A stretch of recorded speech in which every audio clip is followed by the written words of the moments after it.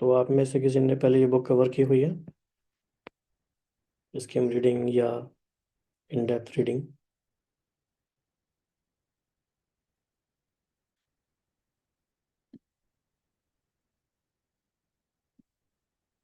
उसका आपने? Yes sir, इसमें बेसिकली 5 टाइप्स ऑफ वेल्थ हमें बताई गई है। थोड़ी थोड़ी स्कीम रीडिंग करी थी सर। हम्म। तो स्किम रीडिंग से क्या ऑब्जर्वेशन रही आपकी? इसमें सर मैंने नंबर ऑफ पेजेस देखे थे, वेल्थ देखी थी, तो वेल्थ पता चली कि कितनी सारी वेल्थ्स होती हैं। राइट। ठीक है, थोड़े स्किम इंडेक्स देख लेते हैं। तो title of the book is the 5 types of wealth and the subtitle is a transformative guide to design your dream life. इसमें एक काफ़ी अजीब सा इमेज दिखाया गया है। इस इमेज को देख के क्या पता लगता है?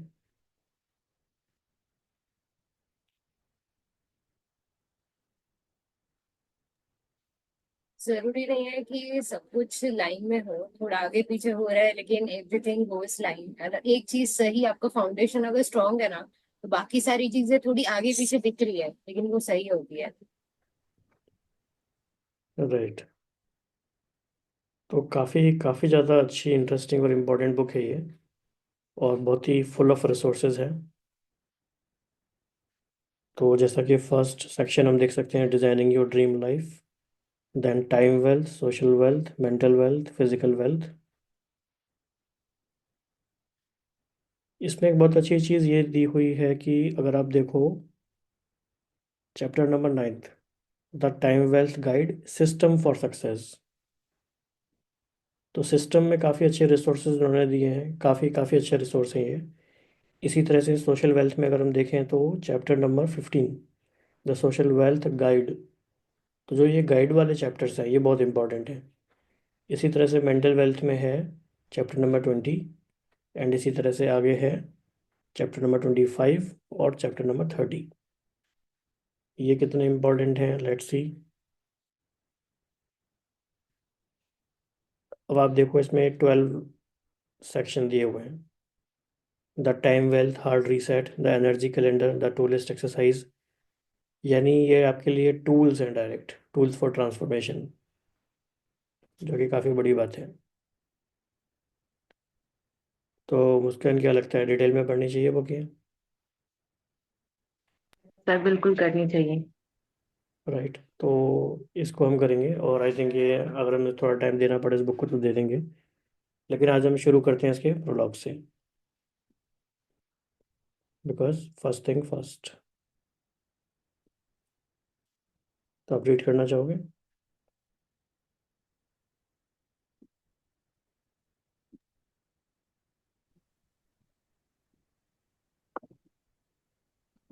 Prologue, the journey of a lifetime.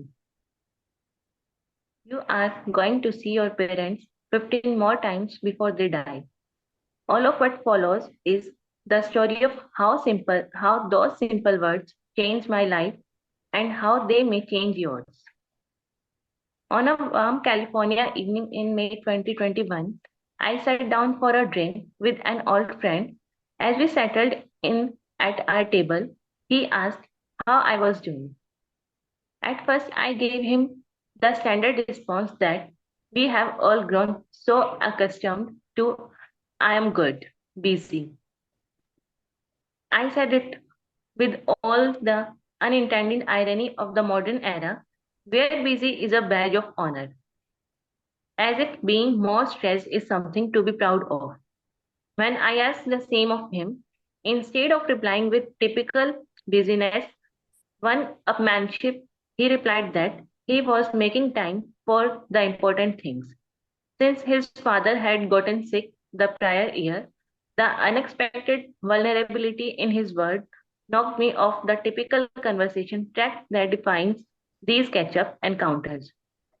He had opened a new track, and rather than resist, I walked down it, adding that living in California had begun to wear on me, it being so far from my aging parents on the East Coast. Okay, एक This is जी, कुछ कहना चाहते हो? Okay, मेरे मन में एक question है कि आप इमेजिन करो दिल्ली मेट्रो में या किसी भी सिटी की मेट्रो ट्रेन में there is a person who is working on the laptop continuously. तो क्या थॉट आपके मन में आता है उसे देख के?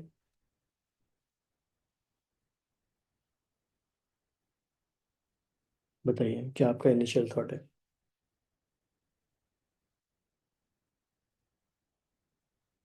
There is a person in the metro train working on his laptop, तो क्या आपके मन में आएगा?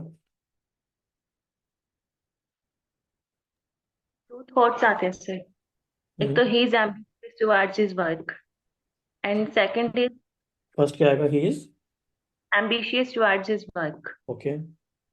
and second is too much occupied. Okay, Shikha ji क्या लगता है? वैसे तो हम भी करते हैं, लेकिन हमको लगता है कि it's not necessary. I don't do work like when I used to read books and all, so वो मेरा टाइम होता था कि दैट टाइम, और वो लैपटॉप पे इजियर होता था वन लाइनर्स वगैरह लेने के लिए, तो I used to also do. I don't know how judgemental I can be that if someone is working, what is it working on. Okay, तो इस बात से हम इसमें थोड़ा कनेक्ट कर सकते हैं कि एक टाइम होता है जब हम समझते हैं कि busyness is a badge of honour, कि वो कितना बिजी व्यक्ति है कि मेट्रो में भी काम कर रहा है। लेकिन it can also be A badge of inefficiency, A badge of lot many things, it depends. तो कुछ कहा नहीं जा सकता कॉन्क्लूसिवली, लेकिन it can be Baij of lot many things, कि लैपटॉप पे ही काम करना, वो भी मेट्रो में, क्योंकि मेट्रो फॉर शॉर्ट डिस्टेंस के लिए यूज़ होती है, hardly for 1 hour and maximum 2 hours, not more than that. तो ठीक है, आगे बढ़ते हैं। Yes, this rare This rare emotional honesty sparked the interaction that altered the course of my life. Friend, how often do you see your parents? Me. Maybe once a year, right now. Friend, and how old are they? Me. Mid 60s. Friend. Okay. So you are going to see your parents 15 more times before they die? Get punch. I had to take a deep breath to avoid an instinctively angry response. This was an old friend, one who knew my parents well. It wasn't meant to be insensitive, it was just math. The average life expectancy is approximately 8 years. My parents were in their mid 60s, and I saw them once per year. The math said I would see them 15 more times before they were gone. This was the math that broke me.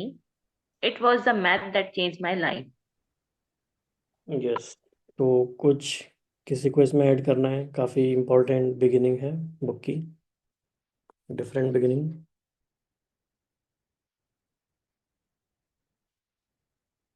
बिजल जी या शिखा जी कुछ add करना चाहते हैं?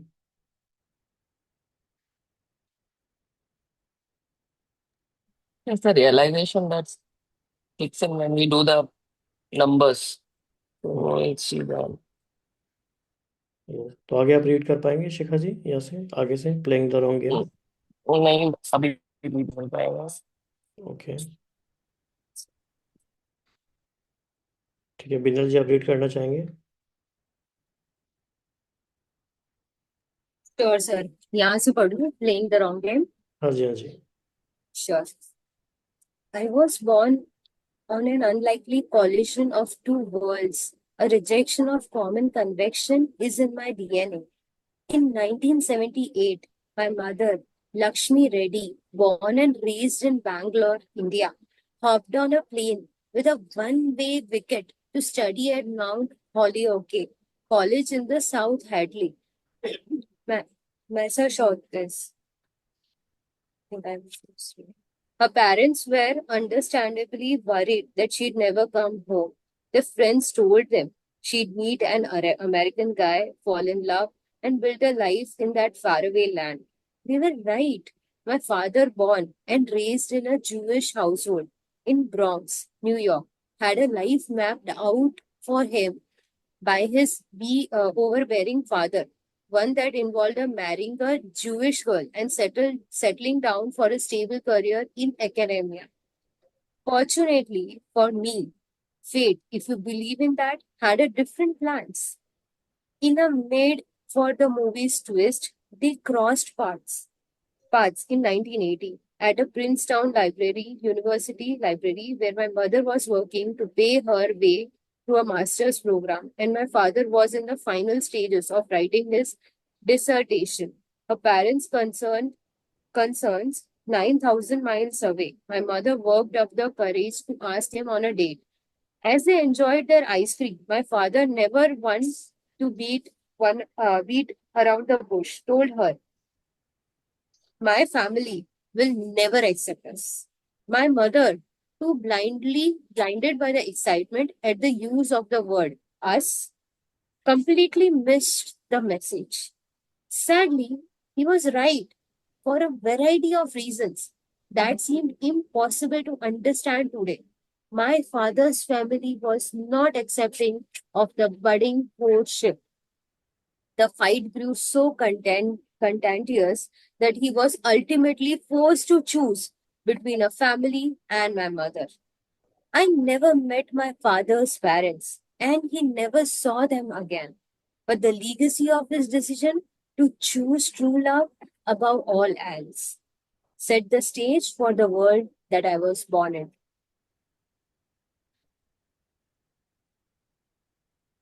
My childhood and young adults years were steady, monotonous march towards a textbook definition of success. I did well in school, maybe not according to discreet Indian mother who continues to the day to ask why not to try for medical school. But my thoughts were always on the baseball field with some natural ability and a hell lot of hard work. I earned a scholarship to pitch at Stanford University. I'll never forget the look on my mother's face when I told her the news. Her disbelief that her never do well, always playing, never studying son had been accepted to Stanford was priceless. I flew out to California with a dreams of glory-filled career in professional baseball. But when a junior year shoulder injury derailed those aspirations, I was forced to find my footing in the classroom and plan for an alternative future. The problem was that I had no idea what future I wanted to build. To try to solve that puzzle, I did what I thought any ambitious young person would do. I went to the richest people I knew and asked them about their work and how could I get into it. I vividly recall a formative conversation with a family friend who had made a fortune in the world of investing. He suggested I join an investment firm straight out of the school, and his case was simple. You will make $100,000 a year right away, 500,000 a year soon after that. And by the time you are 30, you would be making more money than you know what to do with. That sounds pretty damn good to me on the basis of one simple foundational assumption. Money will lead directly to success and happiness.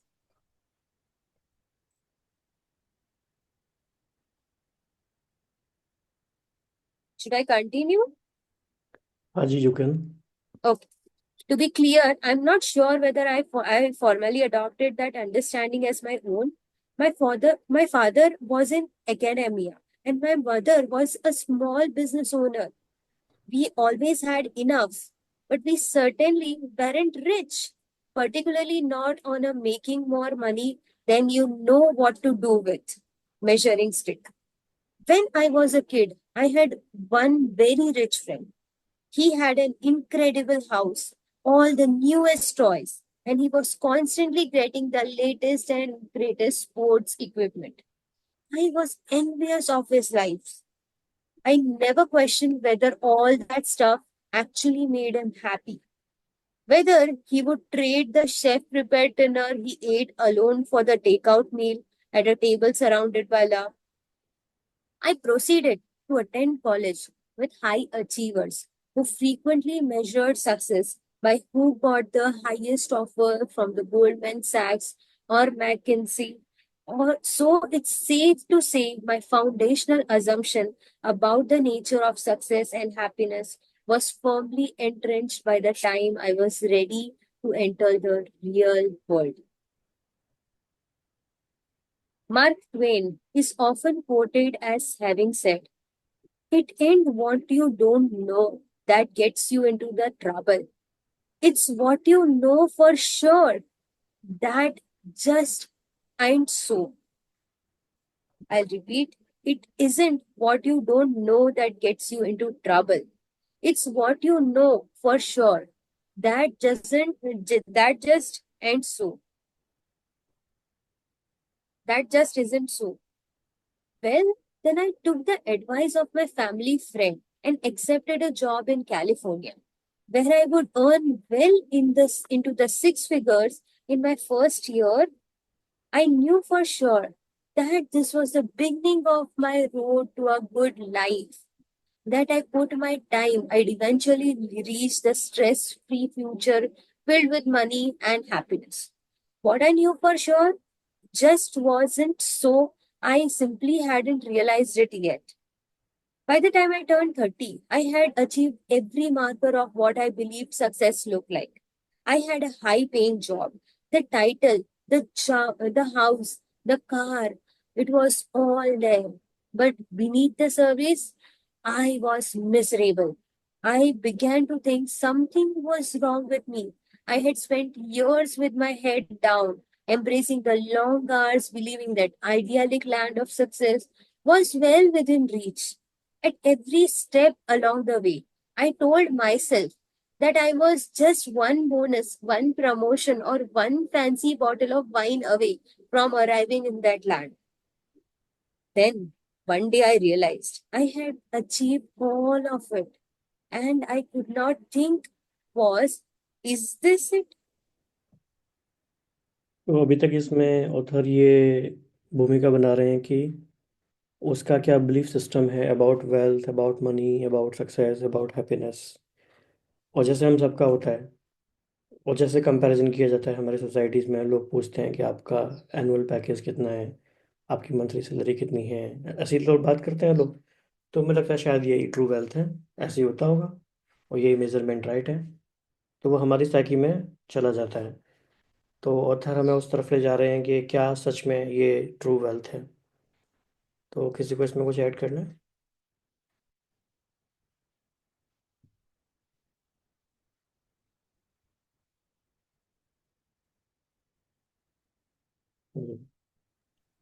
Can read now. Okay. Can I read the one? Yes, Shikhaji, please. Okay. The arrival fallacy is the false assumption that reaching some achievement or goal will create durable feelings of satisfaction and contentment in our lives.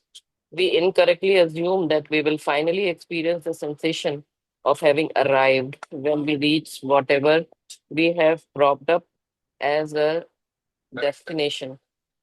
I was 30 years old and making millions of dollars. I had arrived. But the feelings of happiness and fulfillment I expected were nowhere to be found. Instead, I just felt that familiar dread of needing to do more, of never having enough. I'm willing to bet I am not the only person who has had this experience. How many times has the thing your younger self dreamed of become the thing you complain about once you have gotten it? The house you long for becomes the house you grumble into is too small. The house in need of repairs is be- sorry becomes the house you grumble is too small. The house in need of repairs. The car you obsessed over becomes the car you can't wait to trade in. The car that's constantly in the shop. The engagement ring that made your eyes sparkle becomes the ring you need to upgrade because of its imperfections. So you can add your मतलब one liner reflection जो भी पढ़ा है, Arrived, मतलब एक होता है ना कि हाँ कुछ तो अब हमने कर लिया, अब हम जैसे कैसे वी कैसे हैव उखाड़ लिया। हाँ हाँ, अभी तो हम एक तोप हो गए, अभी तो हमने कुछ तो उखाड़ लिया है। मुझे फिर वैसा लगता है कि हो। जिस चीज के लिए भाग रहे थे अरे वही लगता है क्या है। बट वही जैसा ये बोल रहे हैं कि feeling of happiness and fulfilment वो नहीं फाइंड हो रही थी, तो वो एक एक्चुअली में रहता है जितने भी लोग अगर अपने आप को अराइव्ड समझते भी हैं तो भी ये चीज, क्योंकि वो एक जनरल नोशन है कि that is what you sacrifice for getting something, as in if you have to achieve something, you have to arrive somewhere, then you have to let go of these basic requirements of life. So जैसे yes. जब तक Mm. Job नहीं लगा strange होता लगता है लेकिन इतना कुछ अचीव करने के बाद भी is feeling so much dissatisfied, millions of dollars और सारी चीजें, मतलब कैन हैव एंजॉय जो भी वेकेशन उनको चाहिए कर सकते हैं फैमिली लाइफ से। I mean money is a major thing, मुझे लगता है अगर वो प्रॉब्लम आपका सॉल्व हो गया तो 90% प्रॉब्लम सॉल्व हो गया, अकॉर्डिंग टू मी, मुझे ऐसा लगता है।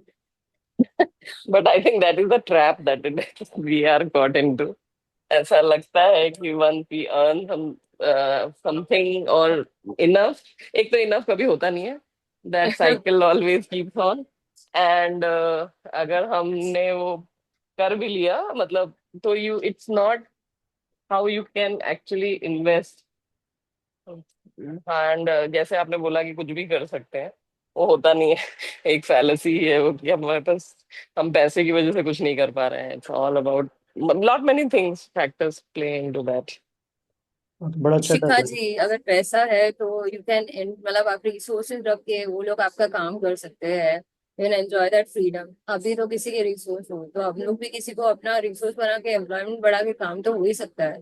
That's how you take it. यही यही यही यही पॉलिसी है ये, this is the trap, grass is always greener on the other side. ऐसा होता नहीं है एक्चुअली। ओके। ट्रू। इनफैक्ट मैं भी सोचती थी पहले, मेरा वर्क फ्रॉम होम है, किसी को रख के लेट हिम डू, मैं दूसरी चीजों पे फोकस करूँ, लेकिन वो सोचने पे ही रहेगा, आगे करेगी। बाय द वे, अभी वर्क फ्रॉम आज 5 साल कंप्लीट हो गए लॉकडाउन को। हाँ लेकिन हम्म। मैं फिर भी ब्लेस्ड हूँ कि कभी कभी वर्क फ्रॉम, मतलब मिल जाता है, वीकली 2 या 3 बार जाती हूँ office. Yes, so we can continue.